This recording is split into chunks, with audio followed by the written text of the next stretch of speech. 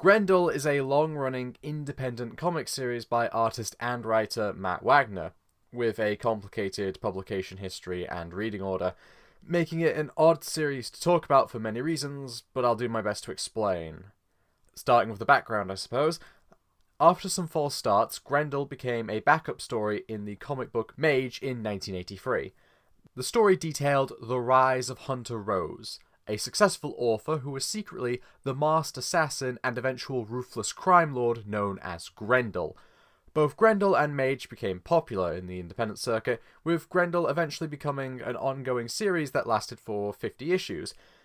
But unlike other successful brands, Wagner didn't, or really couldn't, just continue the story of Hunter Rose, for reasons I'll get into later. Instead, he had to create a mostly new cast and a completely different lead character, using the Grendel identity and imagery to explore different ideals and types of stories. But Hunter's criminal career wouldn't be forgotten. From his frequent forays into the realms of the Shadow, you get the impression that Wagner enjoys telling these old-fashioned pulp crime dramas. With Grendel being his own creation and Hunter Rose providing an outlet for that urge, Wagner has returned to flesh out his original character and his history over the past several decades. As a result, the whole reading order of Grendel is a mess. Due to the series swapping publishers and having vital parts of the mythos appearing in backup stories of other comic books and randomly going backwards to tell different stories about the original Grendel. Thankfully, Dark Horse Comics released the series in omnibus formats, which would put the series in something close to chronological order, and things get a whole lot simpler.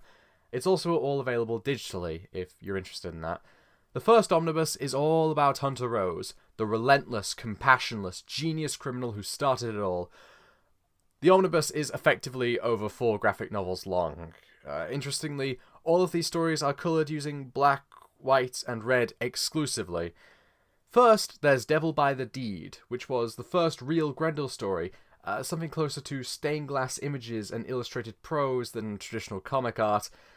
The story is a brief but vital biography of the legendary crime lord and his rivalry with the savage Argent. Then there is Black, White and Red, an anthology miniseries composed of short stories all written by Wagner but drawn by different artists. Each artist provides a different style and the stories all use different structures. Sympathy for the Devil is a short story about how Grendel doesn't care for religion or homophobia, which is fitting his typical heartless and arrogant but practical outlook. This was written and drawn by Wagner for a fundraising effort in 2011. It really adds nothing to the mythology of Grendel and is probably just included for the sake of completeness and to break things up, which is appreciated. It's a story that exists to present a moral. I find it a little strange that a character who is constantly referred to as the devil is supporting homosexuality. It seems like a counterintuitive, bad source of a positive message. Never mind, it's well-intentioned and well-drawn. Red, White and Black is another anthology with slightly more continuity than the first one. Some of the stories reference ones that came before, and even sometimes lead into one another, instead of just being neatly divided like the previous chapter. Some characters and events are actually important to the final story, Behold the Devil, which I will explain in full later because it relies on understanding Hunter Rose and what Wagner does with the character in the other stories, which requires going through those other stories and means I actually have to review things now. Finally, I get to do my job. Devil by the Deed is an interesting story and way to introduce the audience to a character. It keeps you at arm's length from Grendel, almost as if Wagner doesn't want you to relate to him until you know where it all ends up. The story is told as a biography, pulling information from Rose's private journals, transcripts, and police reports to give a brief overview of Grendel's history.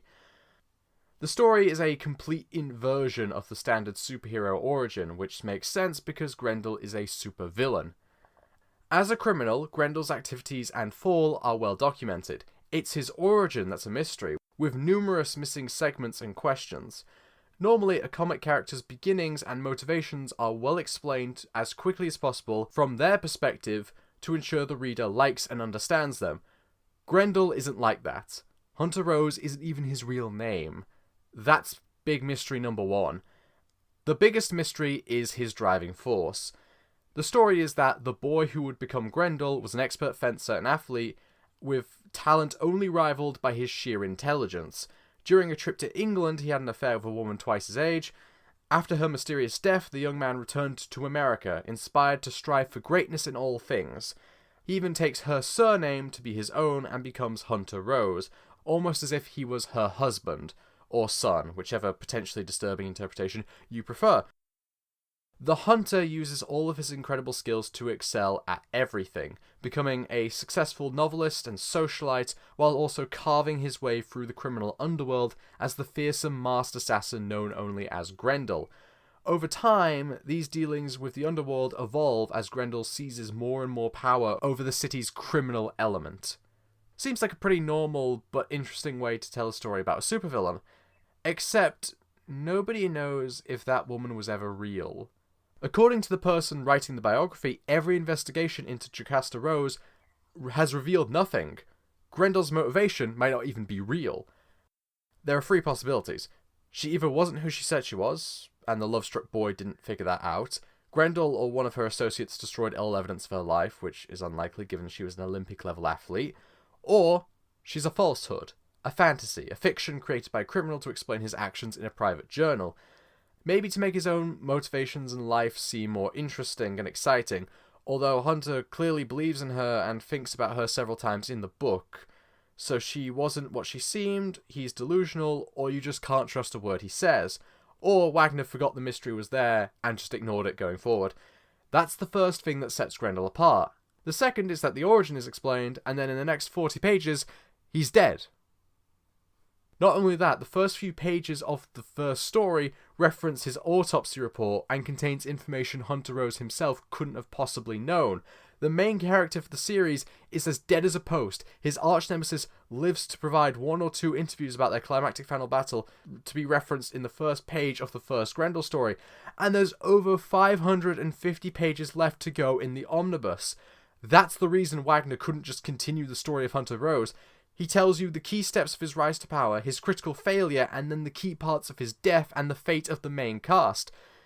So we had to get really creative and really experimental, and that's Devil by the Deed in a nutshell. It's creative with old ideas and experimenting with the form of comics. As mentioned earlier, the story is presented as something closer to illustrated prose than an actual comic, using paragraphs of factual-sounding text surrounded by images that resemble stained-glass windows. As the result, the story feels much longer than 36 pages normally would do, but it's also a well-written introduction to Hunter Rose. The narration is informative without being boring, and remains clearly written, with Matt Wagner drawing some really good stained glass murals. It dispels any suspense about the character's future, and gives you an overview of his basic personality, while also maintaining a lot of allure and mystery about the character, which makes for a pretty good, if unconventional, opening chapter. Before moving on to the next story, let's talk about Grendel, let's talk about Hunter Rose. He is both a riddle and a valuable example of allowing a creator to be the sole writer for a character, especially over a long period of time, while they can also improve their writing skills. Grendel has a unique attitude and way of talking.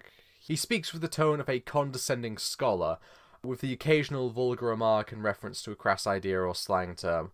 It gives the impression that Hunter is acting like a high-born, high-class gentleman, while also hiding his lower-class roots. No wonder I like him so much. Occasionally, Hunter's dialogue does feel a little off.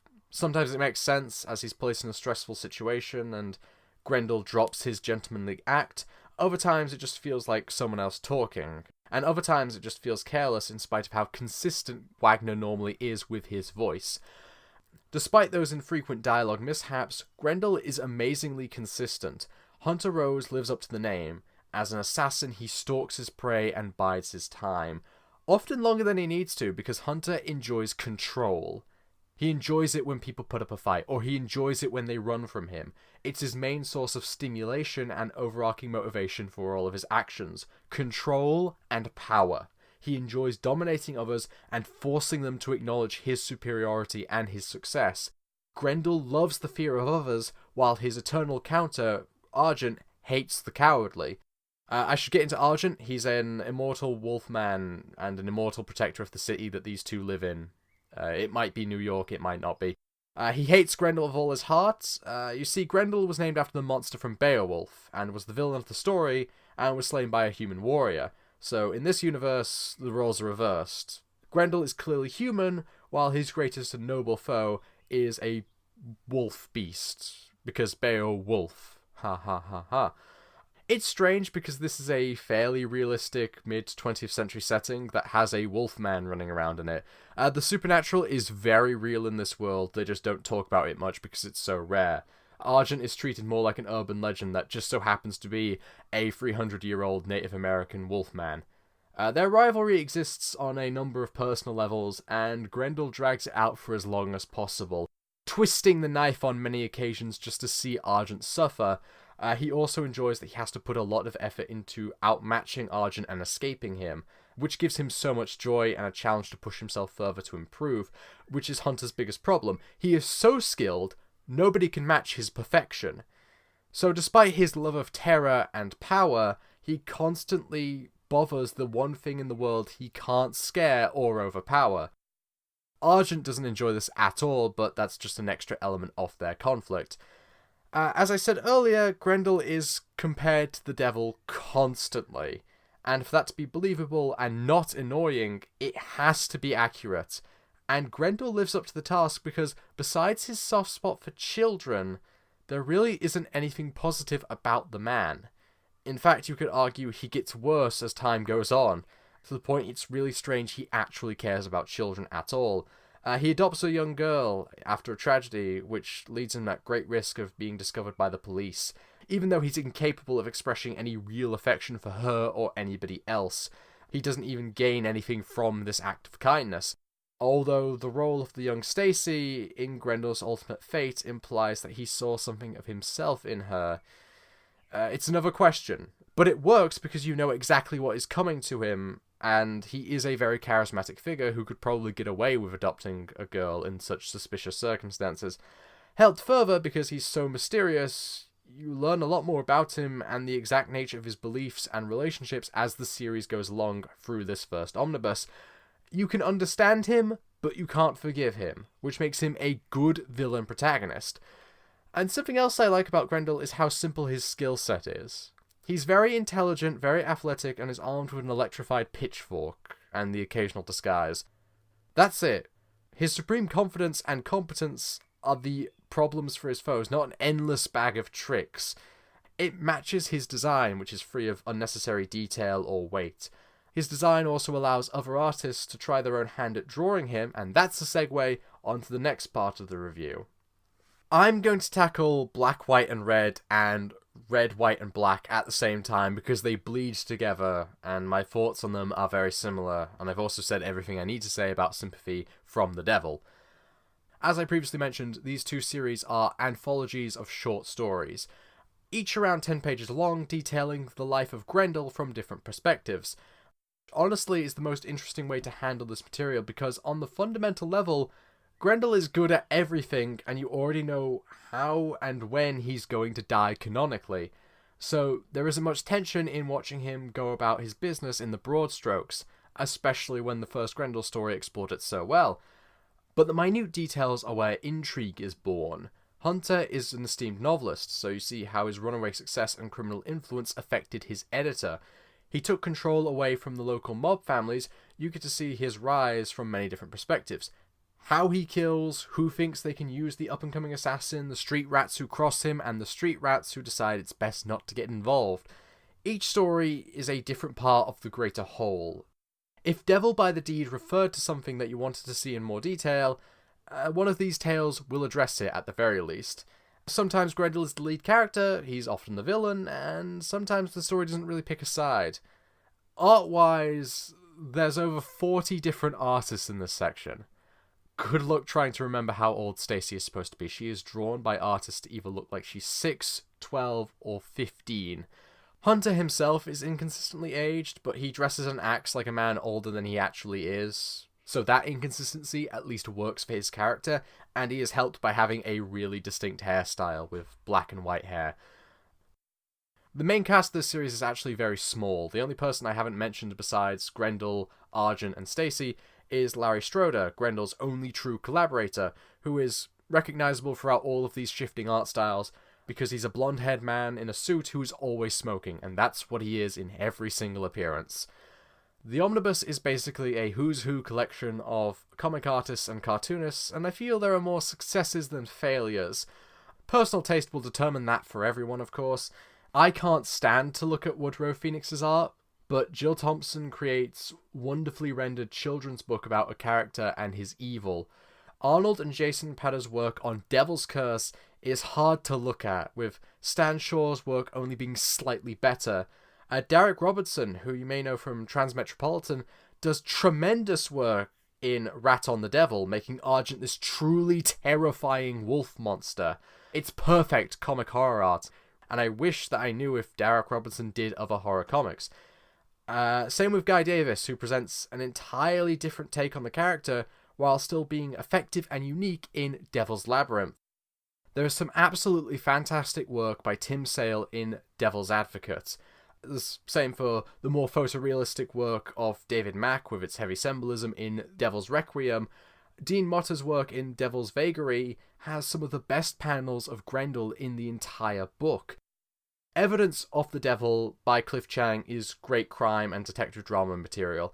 Devil Say, Devil Do by Stan Sakai is one of the first I noticed that didn't use the red particularly well. Again, the whole book is meant to be red, white, and black. It's used differently than most, mostly just being sound effects and dialogue, but it wasn't for me. The art was fine, though. Meanwhile, Troy Nixie's work on the Devil's Mark story is a perfect example of how to use red. I don't like Phil Noto's piece, mostly because of the structure instead of the art. He barely draws anything. It's just a collection of first-person accounts of people involving Grendel in some way with a single image to support them, and I don't like those types of stories. That's the problem with experimentation. Sometimes it just doesn't work. But that style of layout works for The Devil's Domain. Art by Chris Sprouse with inking by Jason Martin, heavily focusing on the buildings and the architecture and how Grendel interacts with them. And I think it's because the art is allowed to take the center stage in Domain. In Devil's Toll, there's a more Sin City style use of shadows, while photorealism is also employed for characters, and only a single word is used per panel. The art of Devil's Thrush is ugly, but it feels appropriate. The story shows possibly the ugliest side of Hunter Rose's personality that we ever see, and the art reflects it. It's about 30 more people to go, and I'm gonna have to stop now. I've named the weakest, but there are plenty of powerful pictures presented here. What's more, there is experimentation in story structure, because over 40 short stories that were presented in the exact same way would be boring. By the way, do not read this whole book in one sitting. You will lose your mind and hate this character if you try that, because there's just so much to get through. Especially as some of these stories have lines upon lines of text. Others feature lengthy exchanges of dialogue, or purposely repetitive narration, or just single words per panel. One story tries to express emotion and dialogue through symbols and icons, which I couldn't stand despite it being drawn by Wagner himself. But thankfully, that's the only time anyone tried to experiment in that manner in this series. One story might show an action set piece in its entirety, others may use symbolism to convey events being described by narration, many panels, few panels, clearly defined borders, or images that flow into each other. Devil Devil on the Roof is dark comedy, which works really well, but there's a collection of very serious tales in here.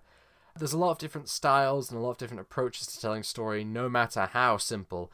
The experimental approach probably works because the design of Grendel is so hard to get wrong. It's a black and white mask with scary eyes. You can do anything with it as long as that is consistent. I think it's also helped because Matt Wagner is a writer and an artist. I've put so much focus on the art because I feel like that's the focus of this part of the omnibus. And there are some interesting choices of writing worth mentioning. Grendel arrives in one story with a broken arm in one fantastic panel. The narration briefly questions this, and it implies a greater story that they didn't show here, mainly because of copyright reasons, but that's a story for another day.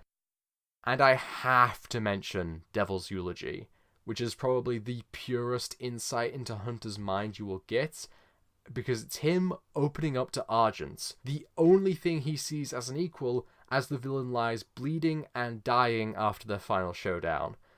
The gentleman, the thinker, the monster laid bare for the first time in a wonderful monologue about life, death, and what Grendel thinks of it all. No more reason to lie or hide, and it even references the much earlier Devil's Apology. It's a beautiful little piece, and if there's any humanity in Hunter's wicked ways, you'll find it here. It's a great final confrontation between the two rivals, and Michael Zulli draws both Grendel and Argent as majestic, while also being willing to present Grendel as shockingly grotesque, which fits the whole story. It's everything that Hunter ever was in 8 pages, and it doesn't diminish the character. Mere panels after reinforcing his dreadful nature, Hunter Rose's monologue provides the most poignant line in the entire book. But that's not the end. The end is Behold the Devil, written recently and so far the final Hunter Rose story, so it's a much more personal tale, exposing his deepest fears and concerns. This 8-part miniseries is the most traditional story you will find here. The setup is that Hunter Rose's journal detailed every single criminal action he ever committed in his time as an assassin and mobster. But there is a single gap of 2 weeks in his journal, where the pages were removed or destroyed. Whatever happened in those 14 days, Grendel didn't want anyone to know about or to ever think about them again. But unlike the citizens of his world, the reader get to experience these events from Hunter's missing perspective. During his rise to power, Grendel noticed that he was being watched, no matter where he was or what he was doing. Be it his nightly activity as a criminal or his civilian life, something unseen was always watching him. At first, Grendel tried to ignore this feeling, dismissing it as nonsense, until this distraction does the unthinkable. The graceful assassin makes mistakes, which is unacceptable for a crime lord, especially one that has so many enemies like Hunter does. Therefore, he resolves to confront this stalker and deal with it, while also handling issues with the Korean mafia, who insist on causing as much trouble as they can instead of bending to Hunter's will. Meanwhile, an investigative journalist starts to put the pieces together and edges ever closer to finding out the true identity of Grendel. This story is very fast-paced. I couldn't actually believe it was 8 issues long. It certainly moves much speedier than a typical 8-issue storyline. Despite this, it isn't light on content, with characters from earlier stories reappearing to contribute to the plot that rewards you for paying attention in these anthologies, and provides insight into how Grendel operates. There's enough meat to the piece so it doesn't feel decompressed. Now, everything is going fine until the ending. The journalistic investigation subplot ends very well. The Korean Mafia subplot ends fine, but it's not exceptional. The issue mainly comes from the main mystery. Without giving anything away, the big final revelations come from a character that is difficult to understand. Not because they don't make sense, but because their dialogue is cryptic and intentionally written and lettered to be difficult to read or understand, at least initially. It's also very referential to the future or the past publications of the Grendel series and not about Hunter Rose. While it is fun that you get to see that this isn't the end of the Grendel saga, it does detract from the purity of the book. It expects you to have knowledge that this is a persona that will go on forever and to understand what the future holds so that the climax doesn't come across as complete nonsense. If any consequences come from this story in the future, I don't know. It isn't clear. Right now, it looks like an attempt to diminish the importance of Hunter Rose's character, which actually fits the rest of the story because it's about diminishing his character. I just feel like the rest of the story does a much better job of breaking down Hunter. It makes sense for this to be the story where everything is told from his point of view, because Grendel is finally facing something beyond his ability. This is a story where he struggles and worries. He can't just dance around the thing that is following him and destroy it.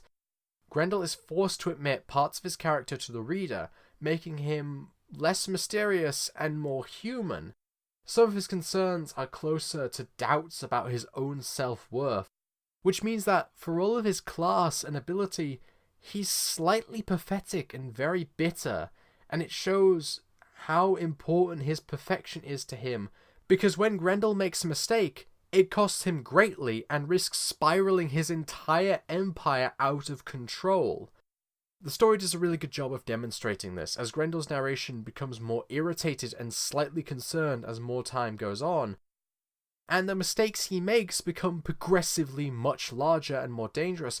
It's a great way of showing Grendel slowly cracking under his own paranoia, while also not overstating it, and also showing enough restraint in detailing his blunders so it isn't completely unrealistic that he corrects himself throughout the story and towards the end, because this is not the end of his life, naturally. Still, the final ending of the story does wrap up one loose end and brings the story full circle. Meanwhile, Matt Wagner draws the whole thing, and it's very good. He works very well within the black, the white, the grey, and the red. He has some good and very varied page layouts, inventive angles, and just the right mix between detail and simplicity for this type of story. Despite the problems it has, Behold the Devil is in no way a bad story. It's just a mystery with good pacing, artwork, and build that just also happens to have a unsatisfactory conclusion. It's not the strongest part of the book or the Hunter Rose saga, but that doesn't mean it's bad or lacking in memorable moments. Grendel's return to form towards the end is one of the most unforgettable things he has done in the entire omnibus. In conclusion, Grendel Omnibus Edition Volume 1, Hunter Rose, shows Hunter Rose to be a very interesting character. He is a terrible person, but he's well thought out and consistently terrible. Wagner places his creation in exciting situations and positions, often by sharply changing perspectives, and in terms of both writing and storytelling. If that type of experimentation interests you, or crime drama interests you, the first omnibus of Grendel is worth reading. It's an independent success story from a time period where those were rare, and with an opening story that really should have made that impossible without this impressive creativity. If you have any interest in seeing how people can experiment with comics, or if you just want a large sampling of different artists, this book is outstanding in that regard. Well, when or if I return to the Grendel franchise, I hope there's going to be a lot less of me explaining things and more of me doing detailed story analysis. This makes for great reading, but it's terrible radio. Thank you for watching. Good night.